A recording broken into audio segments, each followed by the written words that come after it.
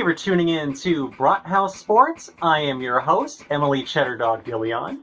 Happy Draft Day for anybody who's going to be watching the first round tonight on ESPN, ABC, or I think the NFL Network. So if you're going to be watching that, those are the three channels you're going to be watching it from, as I will probably be doing the same. Anyways, let's get on with the show. Amari Cooper said that he is recovering from his injury during a press conference on April 18th after getting surgery for a core muscle injury he received in a Week 14 game against the Cincinnati Bengals. Cooper's injury had limited practice and having time to work with Deshaun Watson.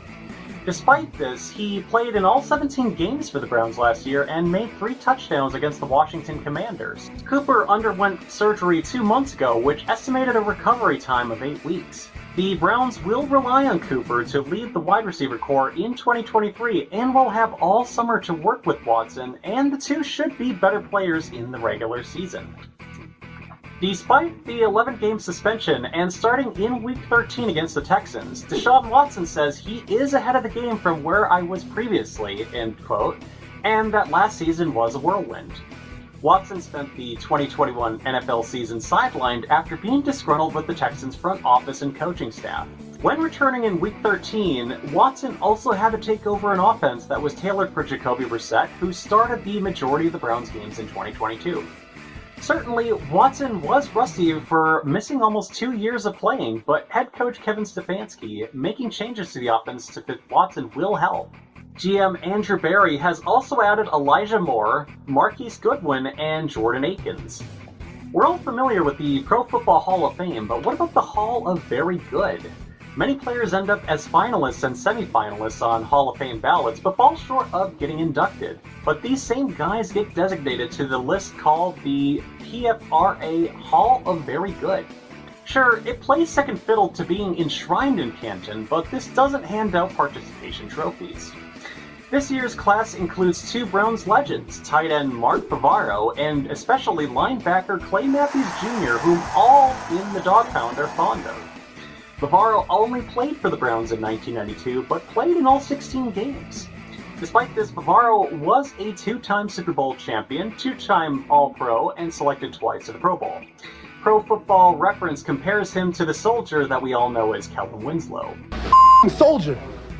Last week, the Browns were back in Berea for their first set of off-season workouts, but one of the players' names sticks out. Despite his arrest 2 weeks ago, Perrion Winfrey appeared at the workout according to Brad Steinbrook of the Orange and Brown Report. Coach Stefanski declined to comment about any specifics regarding Winfrey, and Andrew Berry didn't confirm whether or not the defensive tackle is still on the roster during the pre-draft press conference. Berry states, "That's a pending legal matter, so I won't comment on that specifically other than that Perrion understands what really our expectations are for all our players, whether they're on the field, in our building, or away from the building. But with it being a pending legal matter, I'm not going to comment too much about it." New Ravens receiver Odell Beckham Jr. was named a suspect of an assault investigation after a woman went to police and claimed that he had his hand over her neck in an LA restaurant. The incident allegedly happened at an overpriced restaurant in West Hollywood weeks ago, and that he applied light pressure on her throat. Despite this, both Beckham and the woman remained at the restaurant during the night without other incident. Days later, police met the accuser and filed a report.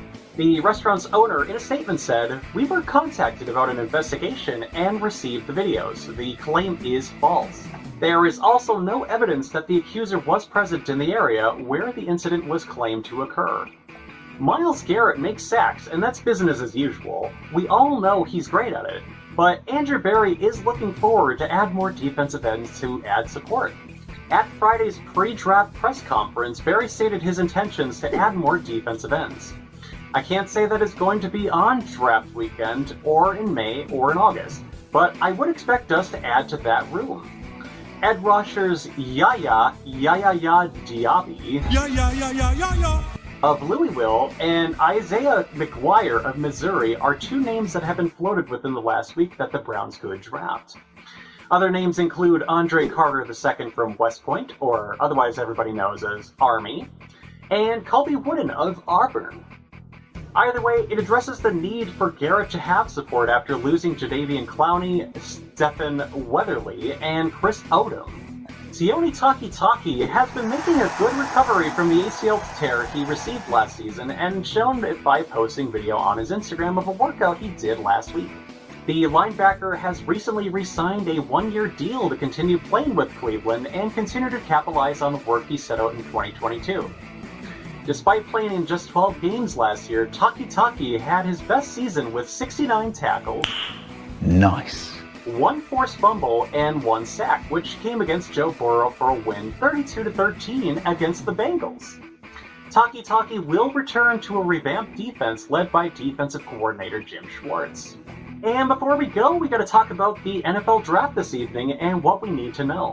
The Browns won't be a team to make lots of noise tonight because the team won't have a first or second round pick and should be on the board for the third round 74th pick. The reason is obvious, due largely in part to the focus being on the coaching staff with the addition of Jim Schwartz as defensive coordinator. Other offseason moves the Browns made were for Dalvin Tomlinson, Juan Thornhill, and Obo Okoronkwo, filling the holes at defensive line and secondary. This isn't to say that they don't have key position needs, since the defensive tackle, linebacker, and cornerback will be the most important positions to draft. Wide receiver will also be a good option to work on as well. And thank you again for watching Brathouse Sports. Once again, I'm your host, Emily Cheddar Dog DeLeon. Please like and subscribe, as I would greatly appreciate it. And not only that, you can also see more of my videos and content, and it would also help me get through the algorithms. Once again, I am Emily Cheddar Dog DeLeon. I'll see you next time.